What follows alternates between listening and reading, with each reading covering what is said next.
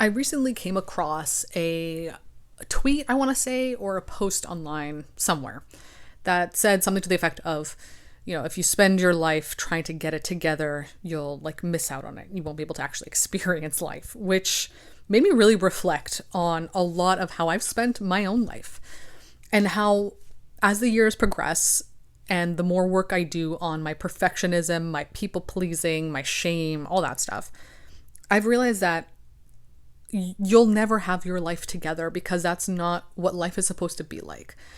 And that it might be okay to not have life together. And I've spent so much of my time trying to make things perfect, good, get them in order, get my shit together, as people say, so that I can finally start living, so that I can finally exist in a way that feels like maybe more ideal. I realize now, looking back, how much of that time was spent not actually experiencing what I had. And it's such a waste of the finite time we have on this planet to not let ourselves experience what's actually happening, what the reality is. And I think the hard part about accepting this, that you'll never have your life together, is that, of course, there are many undesirable circumstances in our lives. There are many things that we don't want in our present reality, of course, understandably. But we sometimes still have to accept them as existing. That's the hardest part, because they do exist. Like that is what our life is. Like that is our reality, right? That's the only thing we have as our truth. Now, it doesn't mean you have to identify with these negative circumstances or tie your worth to them. I think that's the trickiest part, understanding the differences and distinguishing between these things, right? But to deny the present reality you have, whatever the circumstances might be like, and instead opt to always be trying to, get it together, to make it perfect, you're denying the only reality you have. You're denying, in a sense, your life, for better or for worse. And of course, again, like obviously none of us really want to exist in a reality where it's awful or bad or it's just not ideal or it doesn't feel good, of course, right? But I think if we can't accept the reality we have when it's negative, we won't be able to accept it when it's positive either. So we spend all this time trying to put things together, get them in order, get it together, figure it all out. And then say we do one day, say we cultivate and create the life that is most ideal for us, that we've wanted for so long. We haven't honed the skill of actually accepting the reality we have. So instead, the skill we've honed is always the skill of chasing, right? The skill of wanting more, of getting it together, of getting it all sorted out. So even if you've gotten to a point where things are good and you're content, or things are aligned and, they're not perfect because life can never be perfect, but they're good, you can't actually accept them. And if you can't accept them, you can't actually enjoy them for what they are. So you're also denying your present reality there, and you're denying your life. Like that's it. That's life, right?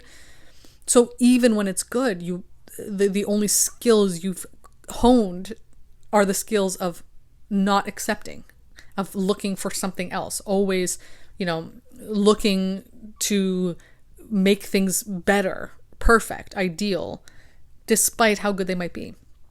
I think that's the hardest thing to accept and the hardest thing to kind of work through when it comes to personal growth or just like feeling okay, right? Because that's, I think, what it ties back to, right? It's how do we feel okay? Okay, so we think immediately, well, the way I would feel good is if I got my life in order, if I got it together.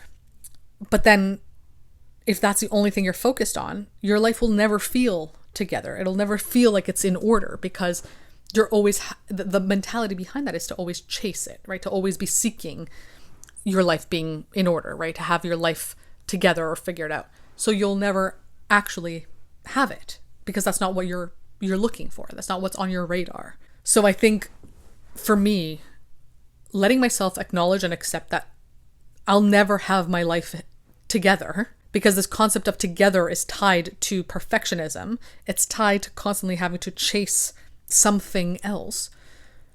It's made it easier for me to allow space for existing and mindfulness, despite how not together things might be, despite how imperfect they might be.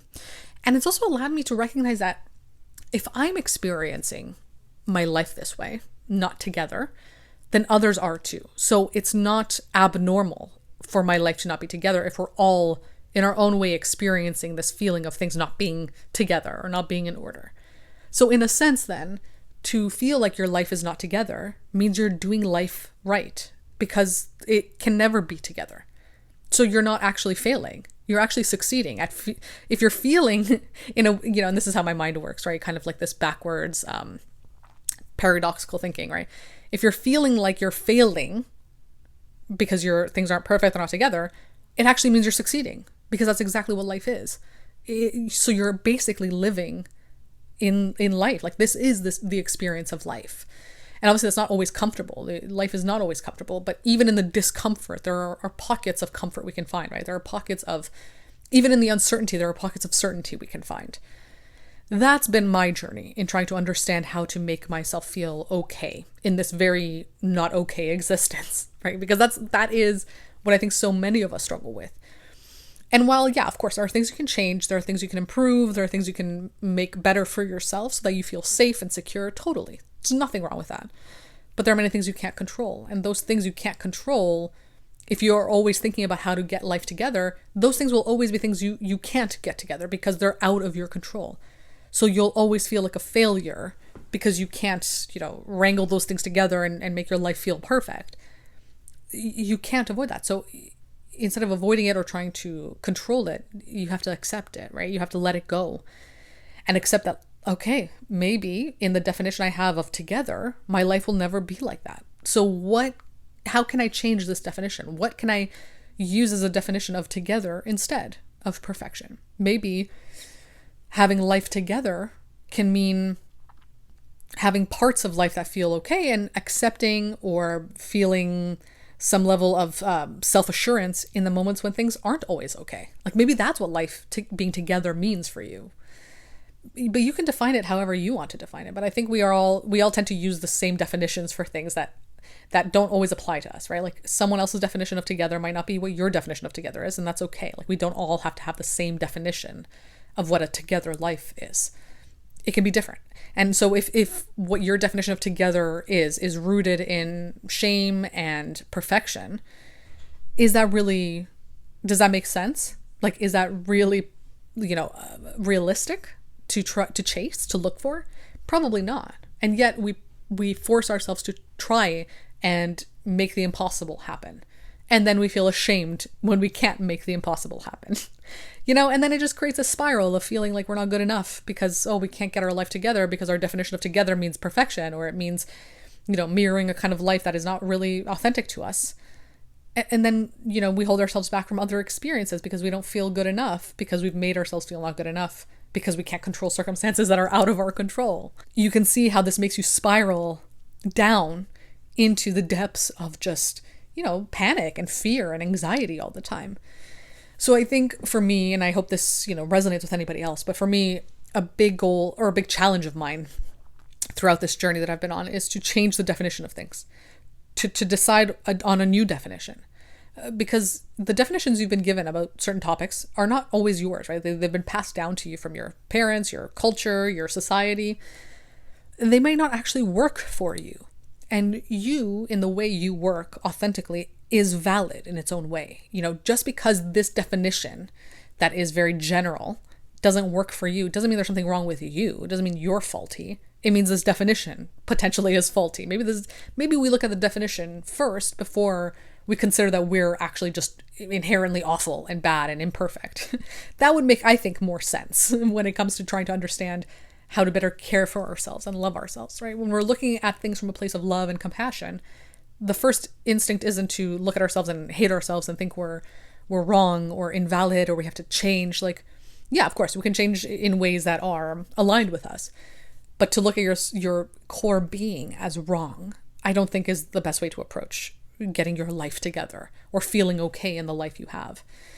And I think, again, that just leads you to then denying your one and only existence on this planet, because we only have one. And this isn't to panic anybody or freak anybody out or try to force you to have to make impulsive decisions because you have to live life to the fullest. It's more just to snap you into awareness in the ways that I've had to snap myself into awareness of this is it. Like, these mundane experiences, these imperfect experiences, these painful experiences, this is life.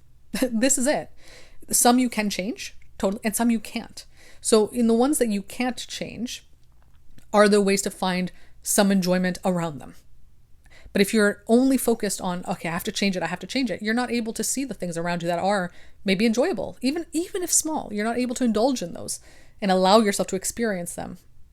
And is that not the point of life, right? To feel okay and to let yourself feel okay and to find little pockets of pleasure here and there whenever you can. Like, I think that is the point of life, right? I don't think the point should be to always be trying to be better or perfect or whatever. Obviously, you can decide what your point of life is, what your purpose is. Of course, everybody's is their own, and it's valid in their own way. I'm just saying that if this idea of what your purpose is, or what the purpose of life is rooted in shame and guilt and perfection, I don't know if that's exactly good, right? I don't know if that would feel good in the long run. And it's okay to change that definition. It's okay to not have your life together in this traditional sense, because maybe that's not possible, and maybe it was never possible. Maybe it's an idea that we've been fed that is not actually true or authentic or aligned for most people. Maybe it worked for some people, but maybe it's not even working for them, because we don't even get the full story from all these people who seem to have their life together, right? Because when you peer behind the curtain of many of those people's lives, as we see in the media and, social media and whatever, we realize, like, actually, no, they also have human struggles. They also have failures and fallibilities, just like us. So then, what does it really mean to have life together?